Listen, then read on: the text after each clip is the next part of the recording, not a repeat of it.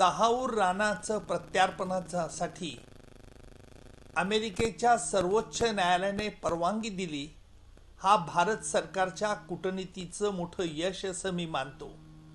प्रामुख्याने यातील 2 बाबी महत्त्वाच्या आहेत.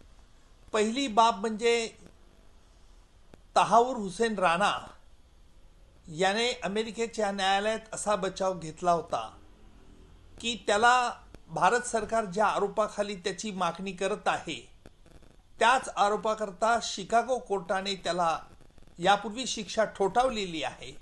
त्यामुळे अमेरिकेच्या कायद्यानुसार अर्थात भारतातील डबल जिओपार्डी यानुसार त्याला भारतामध्ये पाठवण्यात येऊ नये, हा एक बचाव केला होता. अमेरिकन प्रशासनाने संपूर्ण तपासून त्याच्या बचावात तथ्य नाही अशा प्रकारचा पवित्रा अमेरिकेच्या सर्वोच्च न्यायालयात घेतला होता. अमेरिकेच्या सर्वोच्च न्यायालयाने ते रिव्ह्यू पिटिशन जे दाखल केलं होतं ते फेटाळून लावलेलं आहे. त्यामुळे तहाऊर राणाला भारतात येण्याचा मार्ग मोकळा झाला आहे.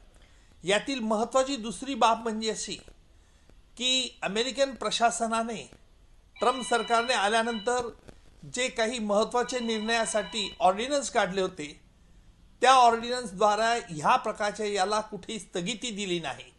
याचाच अर्थ हाही देखील स्पष्ट आहे की अमेरिकेच्या प्रशासनाला या त्यांच्या भूमीवर कोणी दहशतवादी कृत्य करत असतील किंवा त्याला कुठेही अमेरिकेत थारा मिळणार नाही, हा एक महत्त्वाचा संदेश जगामध्ये अमेरिकेने या माध्यमातून दिला असं मी मानतो. आता तिसरी महत्त्वाची बाब म्हणजे तहाऊर राणाला भारतात पाठवल्यानंतर अनेक गोष्टीचा खुलासा होण्याची शक्यता आहे. विशेषतः मुंबईच्या न्यायालयात डेव्हिड हेडलीची साक्ष मी घेतली होती.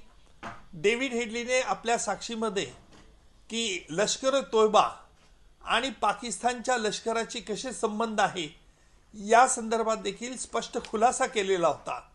त्या संदर्भात पुरावे देखील दाखल केले होते. याच्यावरती तहाऊर राणाला भारतात पाठवल्यानंतर यावरती अधिक प्रकाशझोत टाकण्यात येऊ शकतो. तहाऊर राणा काय माहिती देतो, कारण डेव्हिड हेडली आणि तहाऊर राणा हे एकाच माळेचे मणी आहेत. कारण डेव्हिड हेडलीने मुंबईला 26/11च्या हल्ल्याच्या अगोदर जे इमिग्रेशन सेंटर उघडलं होतं ते तहाऊर राणाच्या सांगण्यावरूनच उघडलं होतं.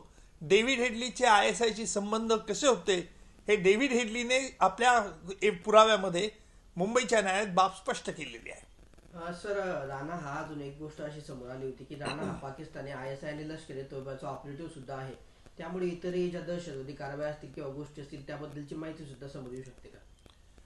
डेव्हिड हेडलीने आपल्या पुराव्यामध्ये ही बाब स्पष्ट केली होती की 26/11च्या हल्ल्याबद्दलची काही माहिती लष्कर तोयबा या अतिरेकी संघटनेला पाकिस्तानचे लष्करी अधिकारी देत होते.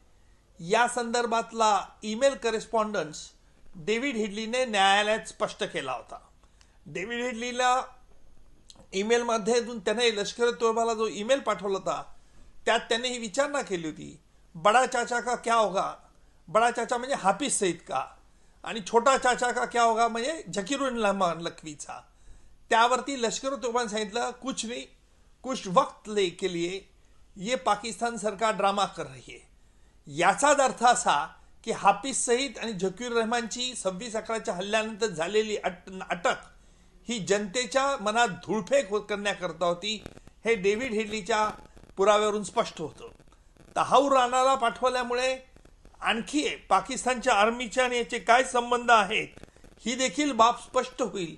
कारण तहाऊर राणा हा देखील पाकिस्तानच्या आर्मीमध्ये डॉक्टर होता आणि त्याला ही बाब सगळी माहिती होती असा स्पष्ट खुलासा अंदाज देखील काढता येतो. आणि त्याच्यामुळे तहाऊर राणाचं प्रत्यार्पण हे भारताच्या दृष्टिकोनातून फार महत्त्वाचं ठरेल. ओके.